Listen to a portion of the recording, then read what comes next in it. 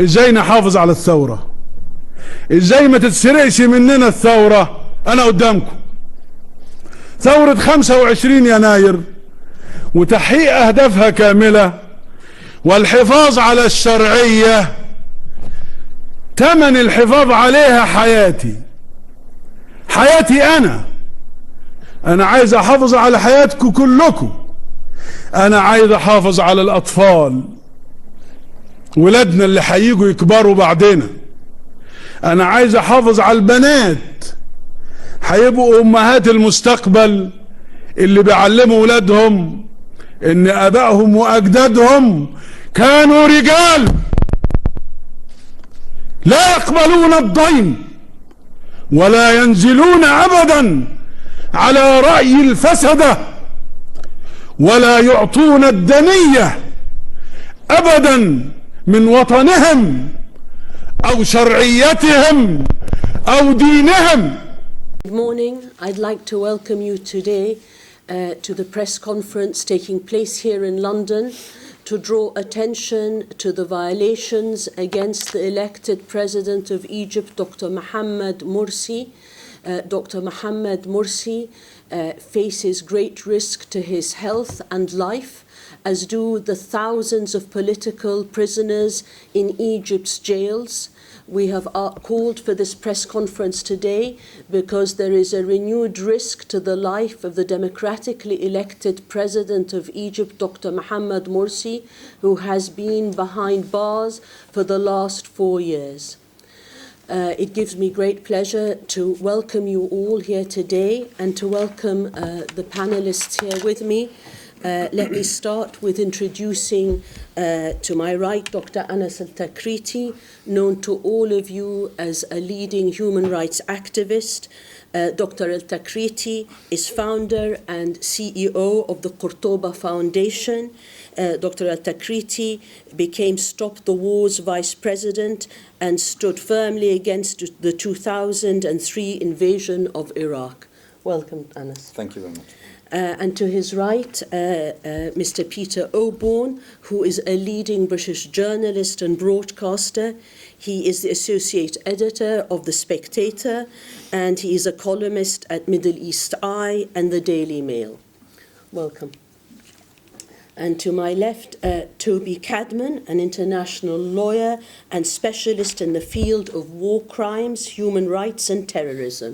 Mr. Cadman's particular area of expertise is international legal obligations and the UN system of protection. He has served in a number of high-profile cases, appearing before the International Criminal Court, the International Crimes Tribunal Bangladesh, the Bosnian War Crimes Chamber, and the United Nations Human Rights Committee. We're going to also be hearing from Dr. Soha El-Sheikh, who is a medical doctor here in the United Kingdom. She is coordinator for the Egyptian Revolutionary Council in Europe and a founding member of Medics for Freedom. I'd like to welcome you all and to welcome the press. Let me just start with a few very brief words. The case of Dr. Mohammed Morsi, the elected President of Egypt, is symbolic not only in terms of the political significance of the fact that he remains behind bars. His arbitrary detention was one that was opposed by the working group of the United Nations Human Rights Council. The working group advised in 2013 that Dr. Morsi and his associates be immediately released. This has still not happened, and it called upon the countries of the United Nations to take the necessary action for his release. We still await the pressure from the international community to ensure the release and safety of the president and all political dissidents in Egypt. What is happening in Egypt's prisons, where there are over 50,000 political dissidents, is contrary to the United Nations Human Rights Declaration. It is contrary to the conventions, international conventions, of which Egypt is a signatory. Egypt violates international law. Egypt today, under the military regime of General Sisi, has abducted innocent people, has been responsible for the systematic torture of political prisoners. It is responsible for rapes in prison, and it has to be held accountable for the massacres that took place in Egypt since the coup of 2013. There is much to be said about the dangers facing the elected president. In the last 2 weeks, we have heard from his family and from the president himself, in the few words he was allowed to utter in court, that he fears for his life. He has suffered from 2 comas related to diabetes. He is denied medical care and attention, and we turn to the international community, to human rights organizations, to take up their responsibility. This is a crime against the president, a crime against the people of Egypt, and a crime against anyone who believes in upholding human rights. We ask you all to act now, and we hold this press conference in order to hear from some of the experts here with us. Thank you very much. Let me start with you, Peter. Thank you very much. It's a great honour to speak here, and I think a duty for British people who are concerned about the reputation of Britain around the world, because we stand for decency, fair play, we're against arbitrary dictatorship, detention, we're in favour of freedom. These aren't just my words, they're the words of, if you read the Foreign Office report and read the statements of the political parties, if you actually know what Britain stands for. Now, let's move on to we now move on to the issue of President Morsi, the elected president of Egypt, who was deposed in a military takeover 4 years ago. We've never heard the British government, neither Prime Minister Cameron nor the new Prime Minister Theresa May, call that a coup d'etat, which it was. We've not heard protests about the terrible treatment of prisoners, the political, tens of thousands of political detentions, the use of torture, and just the attack on democracy, which is something we claim to believe in. So I would just like to express the view. We know now at the moment the British got something wrong with the British government. I'm appealing though to the British government to behave properly in the great British tradition of respect for freedom in the matter of President Mohamed Morsi. I'll just say a few direct words actually to the British ambassador in Egypt, John Casson. John Casson, I believe, must be a patriotic man, but why are you betraying, John Casson, everything which Britain stands for and believes in and says that we're all about? Why haven't you protested against the atrocities going on all around you? Why are you complicit with dictatorship, John Casson? Why have you spurned everything that Britain is for? I hope you should reflect on those things as our British ambassador representing Britain in Egypt. Why are you making Britain feel ashamed of you, John Casson? I want now to turn to the actual position of President Morsi, Mohamed Morsi. Why hasn't John Casson protested about the dreadful treatment? I mean, this is leaving aside the politics, leaving aside considerations of national strategy or diplomacy, the sheer humanity of the situation. Here we have a man illegally detained in dreadful circumstances in a jail, where he's suffering fainting fits, and where we now learn that he's not even getting decent treatment. Why isn't Britain protesting about this? Why are we have we departed, Mr. Casson, so far from human decency that it's beyond even your capacity to protest against the revolting treatment of a man illegally detained in a jail?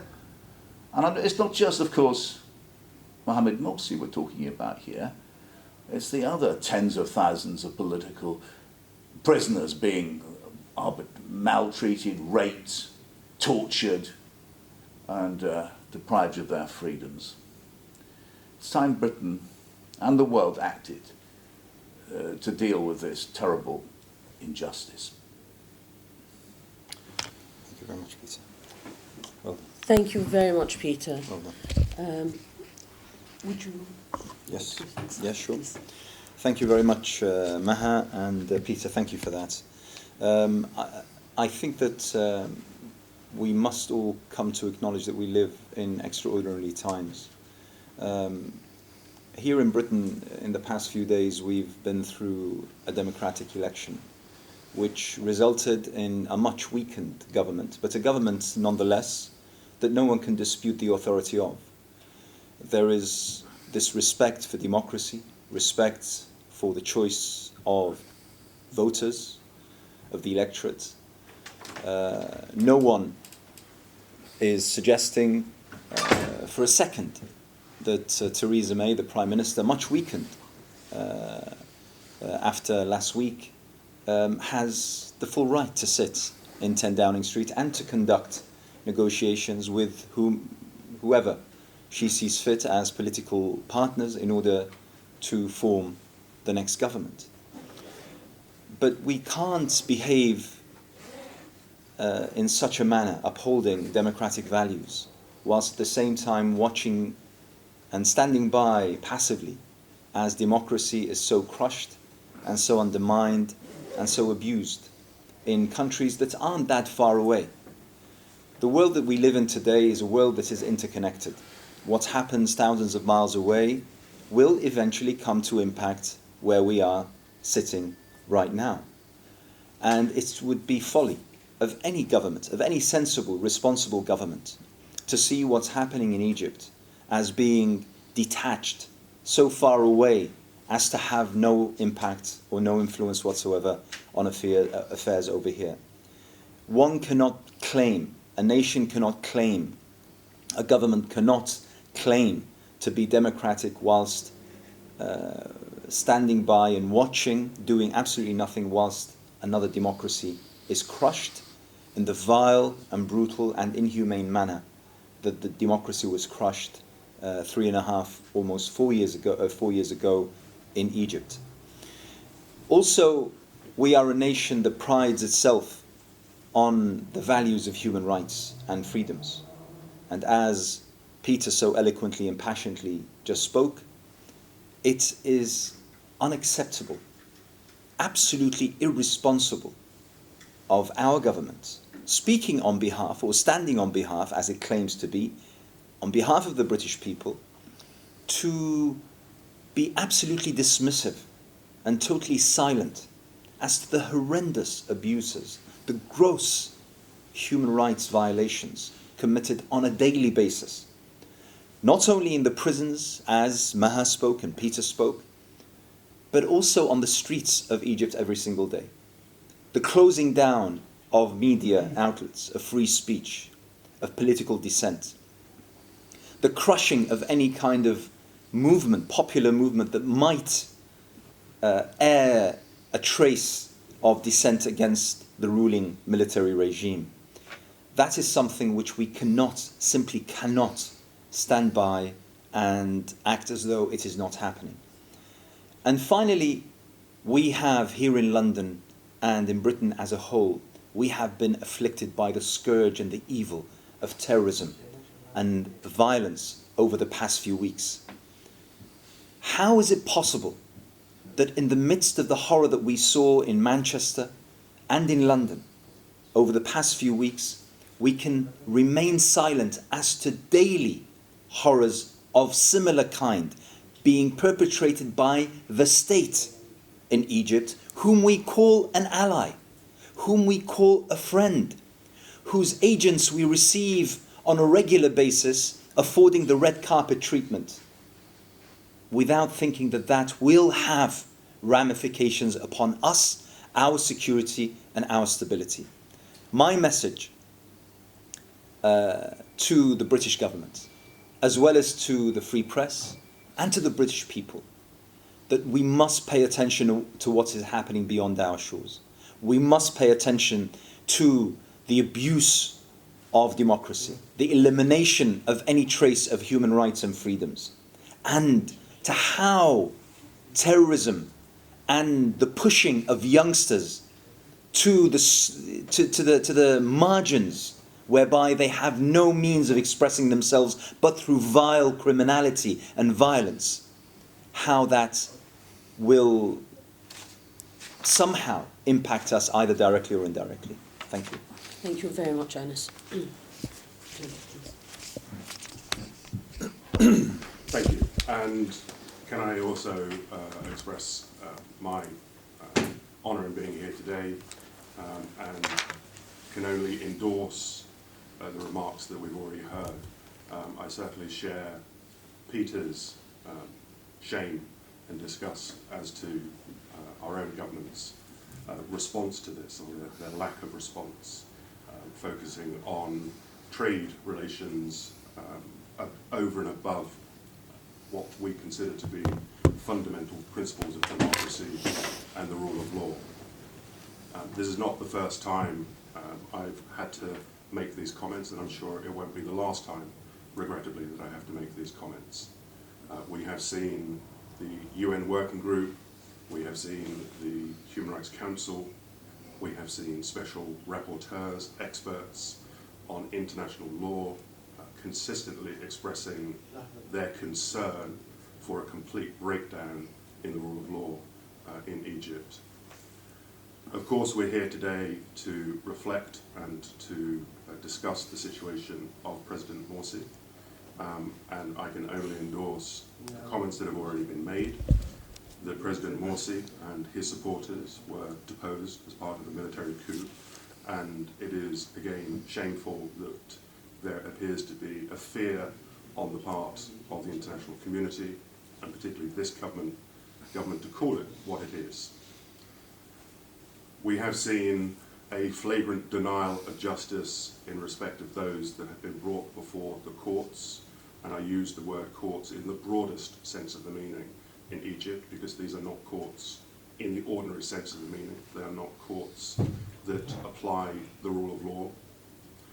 I have had to deal with a number of individuals, a number of journalists that continue to be arbitrarily detained without trial, many of whom are not provided with adequate medical care, they are not provided with adequate legal representation, and they are not afforded an opportunity to present their case that is being brought on highly politicized charges.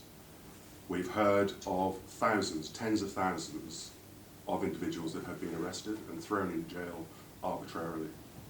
We have heard of hundreds, if not thousands, of instances of torture in custody, sexual violence in custody, and we've also experienced hundreds, if not thousands, of extrajudicial killings over the last 4 years, and there continues to be no accountability for this on a national or international level.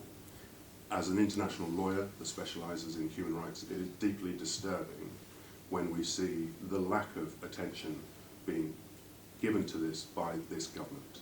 And again, I can only re-emphasise what Peter and Anas have said, that these are fundamental principles that we take for granted in this country. We have a democracy, we have the rule of law.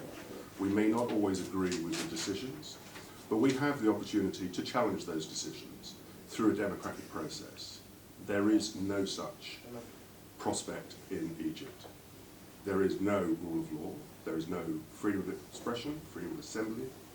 As we've seen, and as I've already mentioned, hundreds of journalists remain in prison for only reporting on the deteriorating situation, the unstable situation that we see increasingly in Egypt.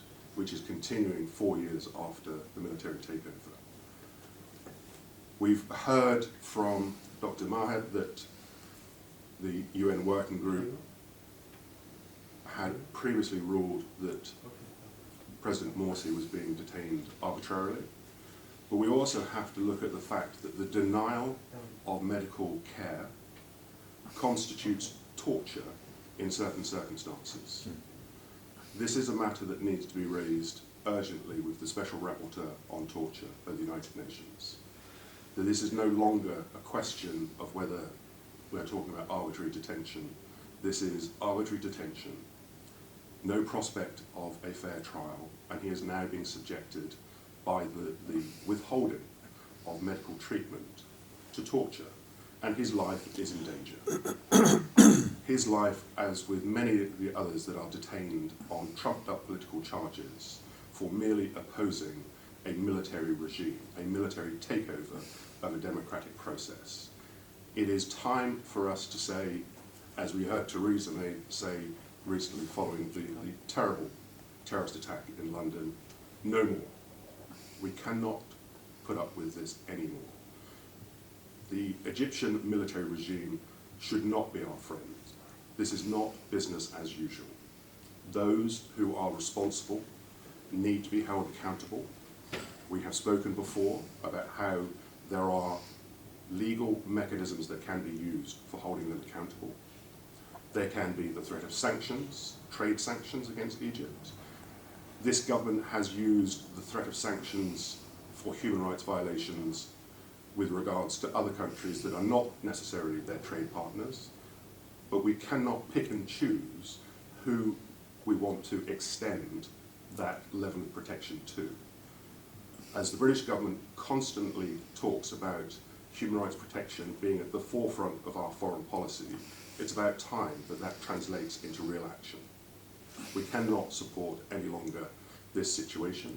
Action needs to be taken, legal action needs to be taken, and when those individuals travel to this country to have meetings with members of our government, those individuals should be arrested.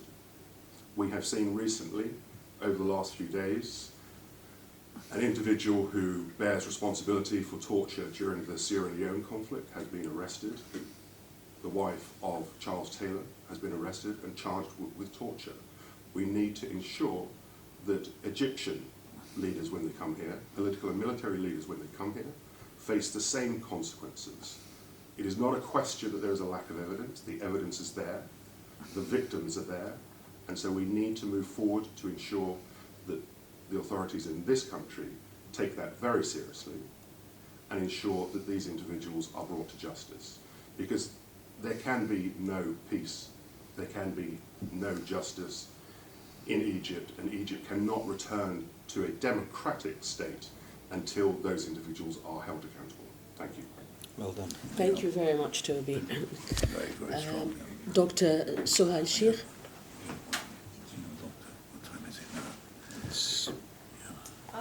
Thank you very much for coming. Thank you very much for coming today. I'm speaking to you on behalf of Medics for Freedom. We're an advocacy group that aims to serve and protect the medical rights and healthcare of prisoners in Egypt. This right is enshrined in international law, and the United Nations Human Rights Council and the WHO have all got documentations and guidelines that specify what the medical treatment and the health rights of detained persons are.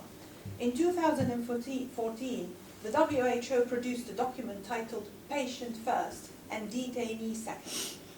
This is a very important document that highlights the state's special duty of care and the mission of prison health staff towards detainees. It is always patient first and detainee second. There are no exceptions. President Morsi has been denied many of his normal rights, including his rights to medical care. We, Medics for Freedom, were severely alarmed when we heard his calls for help in a court appearance twice in the last 2 weeks. He complained of episodes of fainting and coma. as a diabetic patient, it is likely that he suffered from very high glucose level as a result of denial of medical treatment.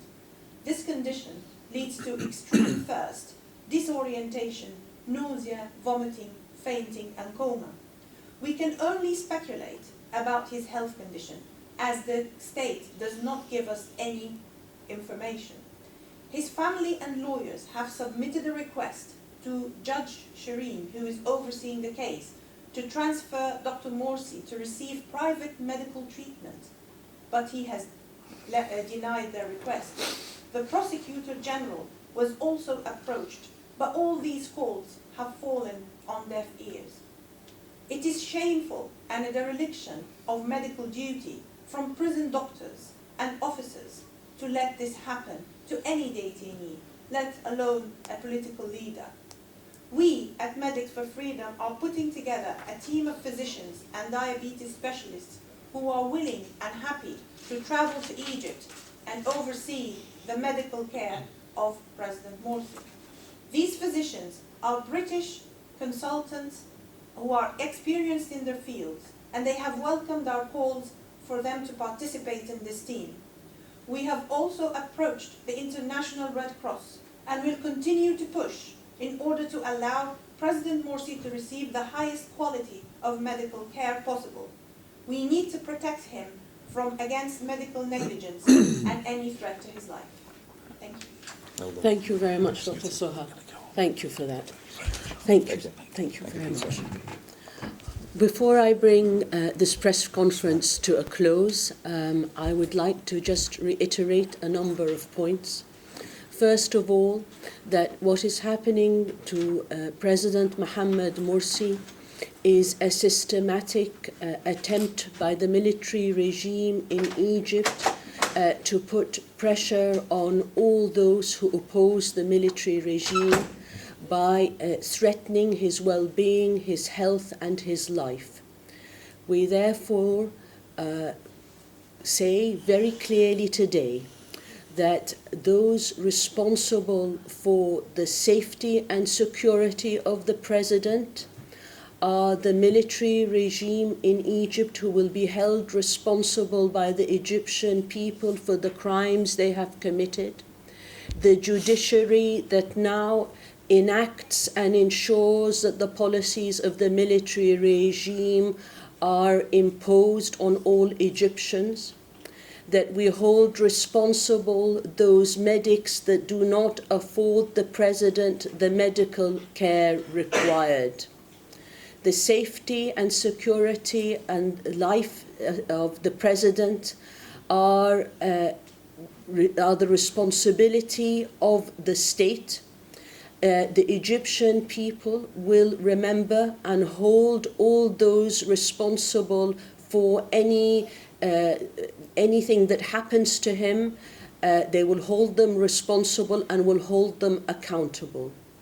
We turn to the international community and human rights organizations to uphold the commitment to the rights of all dissidents, all political prisoners, whatever their political affiliation, and to ensure that there is an investigation into Egypt's prisons, and that they call for the immediate release of all political prisoners in Egypt. Medics for Freedom, as we have heard, is putting together a medical team that is ready to go to Egypt to oversee the treatment and the well-being of the president. We call on all parties outside Egypt that can help us in this to participate and to ensure that this delegation is allowed to go to Egypt. We know that the Egyptian regime today represents a republic of fear, that it imposes fear in the hearts of all its citizens, who may well be opposed to what is happening but cannot speak out. That is why I am very grateful to those who participated in today's press conference, because you are the voice of the voiceless.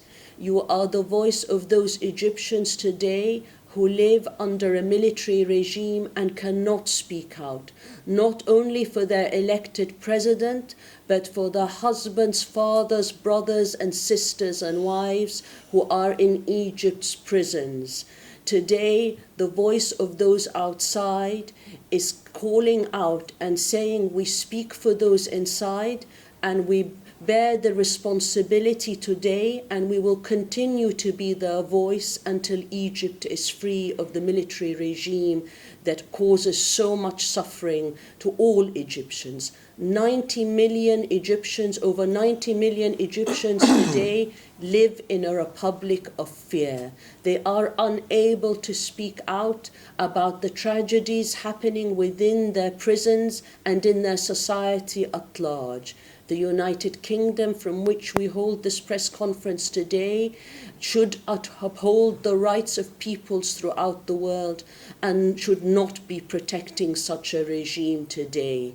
Therefore, all human rights organizations based here in Britain and internationally, and civil society should do its utmost to pressure the government of the United Kingdom and all democratic governments to ensure that there is a review of policy and support for the Egyptian military regime. I thank you very much for coming to today's meeting. I thank the panelists and I thank the press. Thank you.